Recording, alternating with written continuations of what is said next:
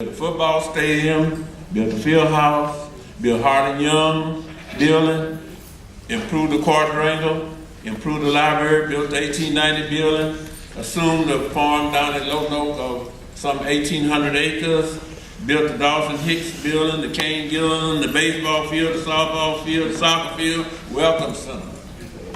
We also didn't have a baseball team, or a softball team, our golf team, our tennis team. So what we have been doing is working so that the students at this university would have a real access to education, would have all of the amenities that they have at other universities.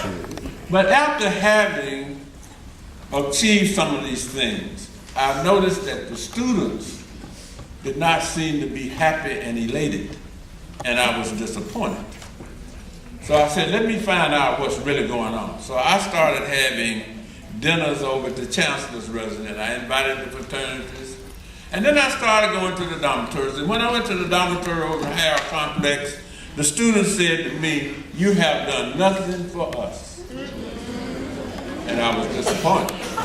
And I said, well, I didn't know what they meant. And then as I looked around the dormitories and the student union, I began to understand. I began to understand. The dormitories had termites, rats, and a lot of other things that were wrong. The union was not being, the students was not able to use it. But we had a big barrier. And the barrier was that we didn't have the money to do anything about it. So what do we want to do? Well, since we are a Title III institution, saying we quality education with a personal touch, a flagship, and no excuse, we had to find something to do. Back in 1986, and I was a dean then, most of you weren't born, the University of Arkansas at Pine Bluff entered into a program called a development of an endowment for HBCUs. And the nexus of it was that you would raise the money and the government would match it, whatever you raised. But during that 20-year period, you could only use 1/2 of the interest, which we use for student scholarships. It matured in 2006. In 2006, according to the guidelines that we were given by the federal government, it became discretionary money. Discretionary means that you use it as you see necessary for educational benefits. It was at that point that I said, now I can do something about these dormitories. Now, if you want to see how deplorable they were, come to my office and I'll let you see the same pictures that I showed the faculty yesterday. It is really deplorable, not to mention the mildew and the other problems. And so what we did was, we were proactive. Now, I have been trying to get people to do certain things for me for a long time. But they always found reasons not to do anything. I bought furniture for the union. They never could get it in the lobby. They said the legs didn't come in, a whole bunch of things. We had beds in the dormitory that you couldn't put parallel to either wall. It had to be diagonal because it was too long. So the Title III money out of the endowment that we had determined was discretionary, we started to work on the dormitory. We did Lewis and Douglas first, but when the building was built in the 1920s and 1930s, there's only so much you can do. But if you go in there and look, we tried to put some furniture in there, we tried to put some game tables in there, we fixed the windows, we did something to the restroom, and so on. And then we had to find a way to do more. And the way that we did it was, Title III only allows you to invest money in educational activities. So in discussion with some of my colleagues on the SWAC Council, Dr. Wright down in Prairie View somehow intimated to me that they had a living learning center. Living learning center. Because students always complain to me about the library. That's the reason we renovated the library. They say it was too noisy, the light was wrong, we couldn't see, and so forth. So we renovated the library. Then the students say we can't study in the dormitory because it's noisy. People don't keep up the quiet hours. They're smoking and so forth and so on. So we wrote in the Title III a component called a Living Learning Center. And I assigned Ms. Burrow to straighten out that union, and to straighten it out, they had to go in and wax floors and paint and sweep and all those kinds of things. And so we changed the lobby, put the furniture in, put the television in, put the games in, renovated the dining hall, just so that we could have an environment that was more conducive for your wanting to be at UAPB and pursuing your education. Now, in the dormitory, we said, okay, we need some way to make students want to be here. So we made it an outstanding facility. First of all, parents want to know, do you have security? Well, we had a chicken wire fence around there, and people were coming in and out. We had people living in the dormitory that weren't even in school. So we had to address the fence, the lighting, and everything. Now, you have read $700,000 missing. There is no $700,000 missing. Right over there in my briefcase is a listing of all the dollars went.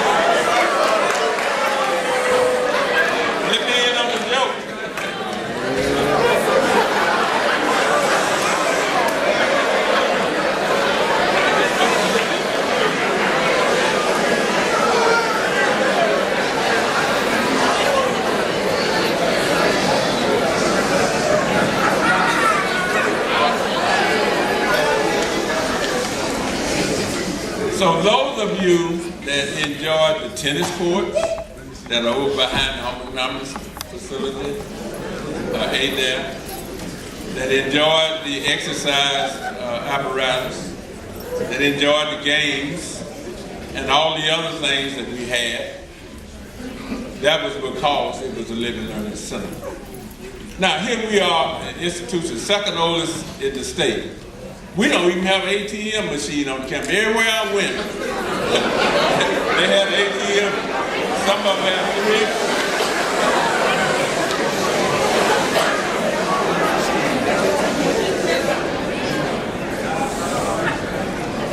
So what we tried to do was to address every need that the students had and to try to give them a standard of living that would make them want to be here and help them be successful in the university. Now, I hired a gentleman, Mr. Tyson. He fixed all of the drawers. One from the paper.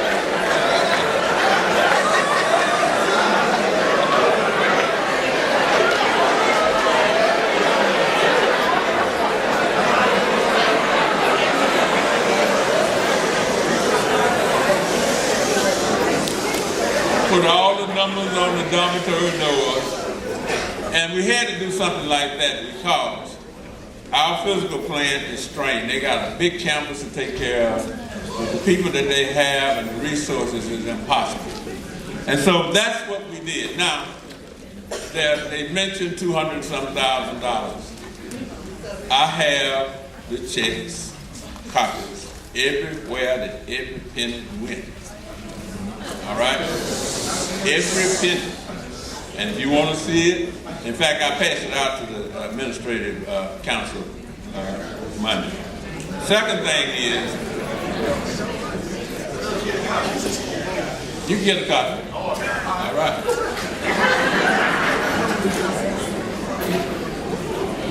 Right in my briefcase.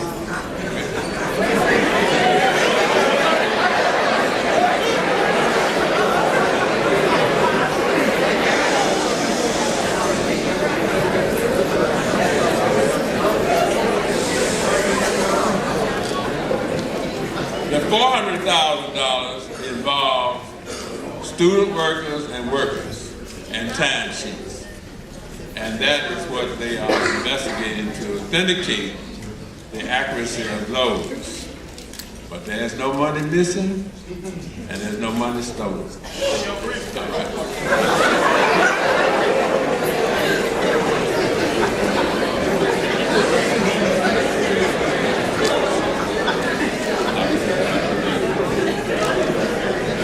Okay, now students, let me tell you something. It's not really funny. Okay, it's not funny because it's serious because it's about students, okay? And you need to be serious about your studies and graduate because next year, our budget, along with the budgets of all higher education in Arkansas, is going to be reduced by 5%. All right? We're going to lose something like 1.2 million. That's 1.2 million we won't have to help you. And if we are not successful in getting you to graduate and persist in college, the next year we're going to lose 5% more. And that's going to continue until we are reduced by 25%. So let's be serious about why we are here, which is to get an education. And young man, you can't build anything with $700,000. You know that? Okay. You can't build anything. All right. Okay. Now, having said that, I'm ready for questions.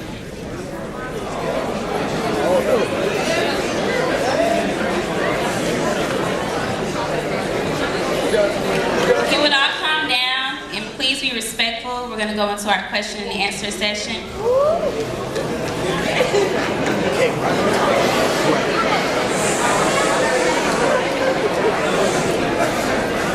The first question is, why aren't there more opportunities for employment for students on campus? You know what? That's one of the things we have a problem about, having so many students working on that money. And we just had somebody went on and wanted to know why we had so many workers. We are trying to create more opportunities for students to work. But the money has to come from somewhere. That money, we had tutors, and we have work studies, and that's all we have. Another question, will the cost of tuition increase because of the mishap at the Hera complex? That money had nothing to do with your tuition.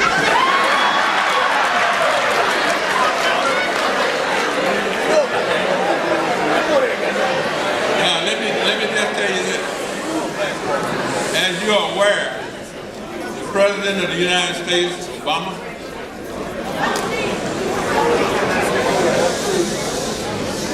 the state government have all put pressure on higher education institutions to keep tuition low. UAPB, over the last 5 years, has had the lowest increase in tuition of any school in the state, which was 12.5%. Now, what would help us a lot is if we could get the accounts receivable students paid, which is in 7 figures.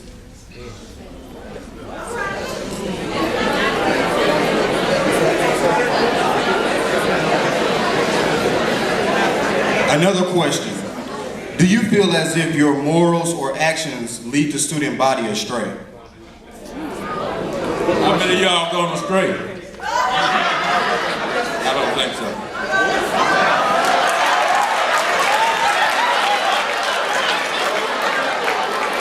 Another question, is the school's accreditation at stake? Only if you all don't persist and do well in your classes.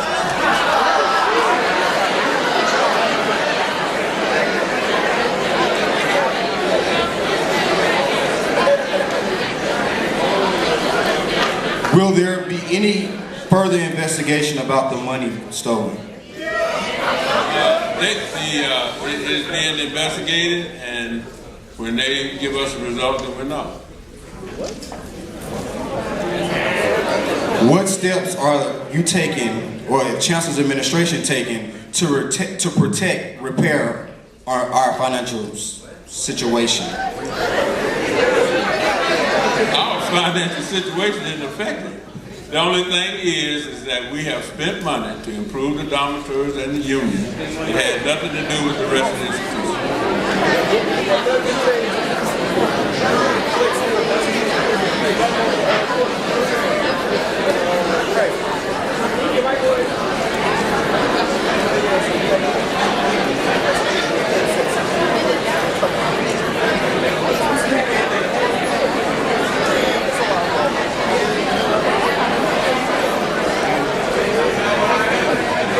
Will the changes taking place affect the teaching faculty in any way?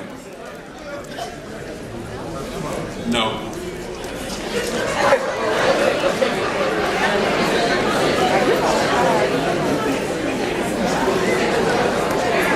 What can be said about the allowance of employees to hold two different jobs and get payment for both?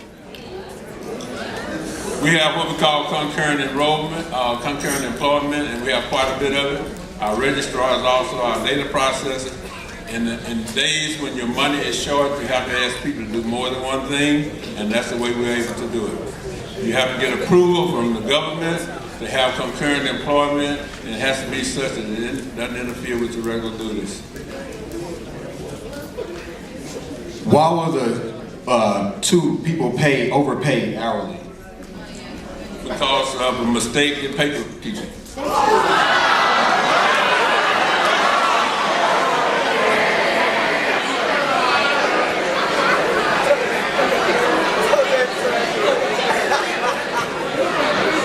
Let me explain something to you. If you are an extra help employee, you can only work 1,500 hours. If someone fails to keep a tab on that, then you can exceed it. If you exceed it, we yet have to pay you.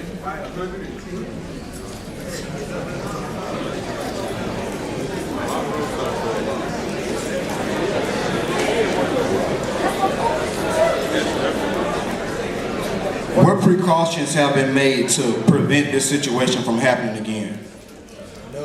Just enforce the regulations that are already in place.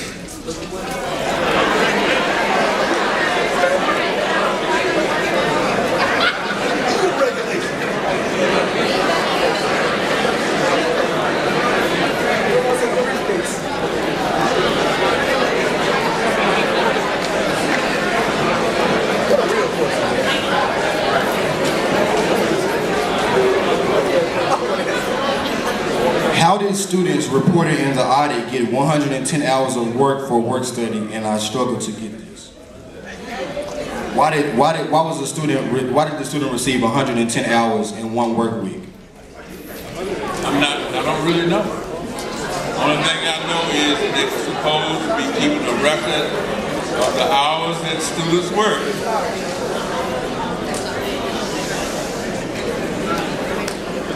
I guess you don't want to know.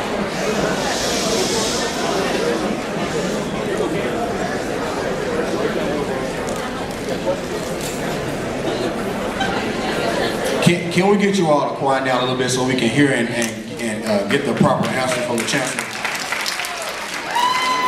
The next question. If there is no money stolen or missing, why were 4 people fired?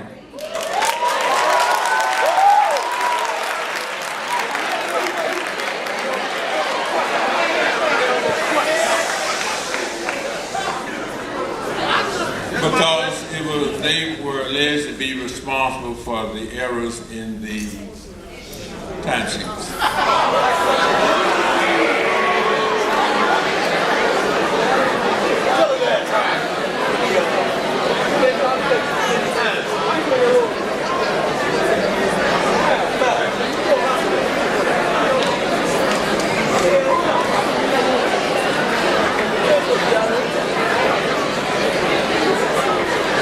Why is so much money going to dormitories and not more programs and majors? The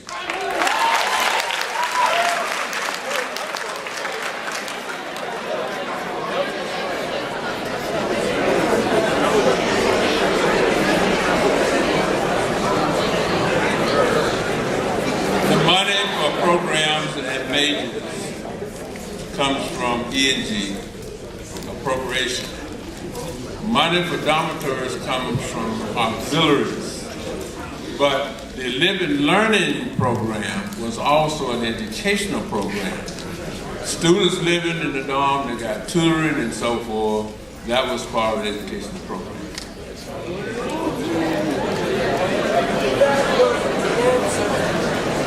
Excuse me, I know we've asked this repeatedly, but we really ask you all to be respectful. Please be quiet and be mindful that we do have the media here, and you don't want to see yourself on the news being disrespectful. This is still our university, and we don't want to be represented in a negative way.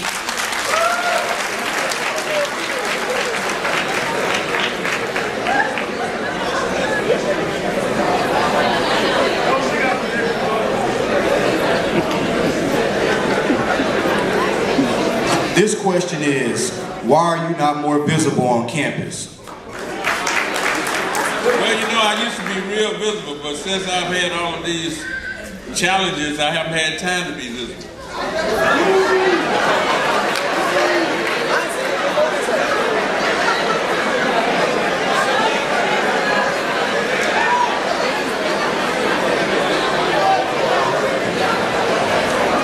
You have to understand, I try to make as many activities as I can, you know, but you have to go meet with the president, meet with the board, and so forth. You just can't be around on campus. I have to work. Somebody has to.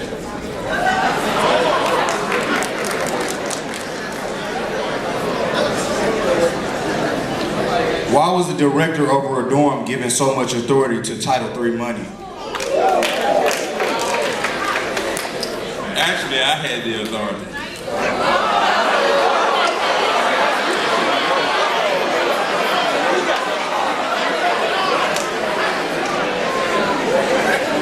The next question, why was Officer Butler fired? That is a personnel matter. You can't discuss it in public.